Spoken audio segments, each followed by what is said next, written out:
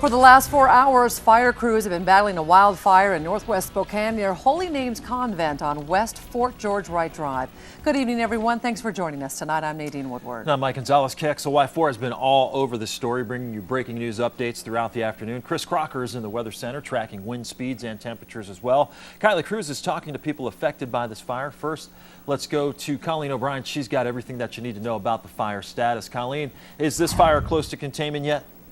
We're still at about 75, Mike, but they are working quickly to get that to 100%. Just heard from the fire chief moments ago that they finally got a bulldozer down there, and that bulldozer is going to work to build an even bigger line around the fire to contain it to what it's already burned. Take a look. Earlier, if you remember us showing you, these smoke plumes were large and black smoke was coming up over the river. Actually, it made it difficult to breathe over here, but since then, that was about 2:30. Since then, you can see just how much it's died down, and we can still hear chainsaws over there as fire crews continue to work to clear the area, clear anything that might flare up. And these winds that continue into the evening that feel great to us because it's so hot out here, but to firefighters, that just means potential flare-ups when it's windy.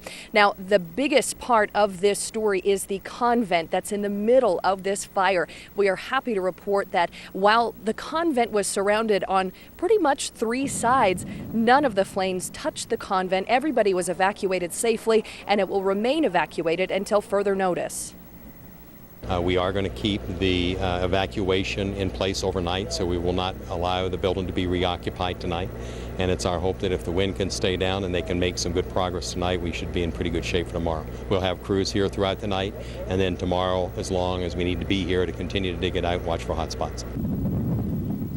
As much as I'd like to tell you tonight what caused this fire, where it started, those are still questions we have that are unanswered. Again, until they get that to 100% containment, they cannot move in those crews to start figuring out what might have caused this massive wildfire around the convent and how much of the woodland down there was actually damaged in the fire. So again, we will stay on this story until we know that information and pass it along to you. Mike and Nadine, back to you. All right, thanks so much, Colleen. And like Colleen just said, STA brought in buses to take people living at Holy Names Convent away from that fire. KXY4's Kylie Cruz is live with that story. Kylie, how many people had to be evacuated? Well, Mike, in total, there were about 60 people that had to be evacuated from the Convent of Holy Names right behind me. Some of those are people that live at the convent. Others are staff members here. Now, as you can see, fire crews still here on scene, and they got here quickly this afternoon. A structural protection group actually set up immediately to protect this building. They've been wetting it down to slow the progress down. I want to also mention that Red Cross is here helping the firefighters who are battling this fire, dealing with lots of heat, and they are here. And we'll be here for the next couple of hours passing out water as well as snacks. Now, the fire was coming up the hillside of the building and at one point was only about 50 yards away. Now, the 60 evacuees inside, like I mentioned, include both people living here as well as staff members. 36 people live at the convent. Now, 20 of them are able to move on their own, and they were taken to the mission house, while the other 16 who either need assistance or are in a wheelchair, they are currently at St. Joseph's Care Center near Sacred Heart Hospital. Now, there were several modes of transportation, Mike, like you mentioned, used to evacuate. Definitely a team effort here. Some staff members used their own cars. AMR provided ambulances. STA provided buses and a wheel coach for wheelchair assistance. Now, this is the only building evacuated. Others were put under a non-mandatory evacuation. Let's hear from one SFCC student going to school at the Magnesia Center just this afternoon. That if the winds change and the smoke start coming this way, we'd have to move, and the fire's on our side of the river, so that we'd have to, be ready to leave.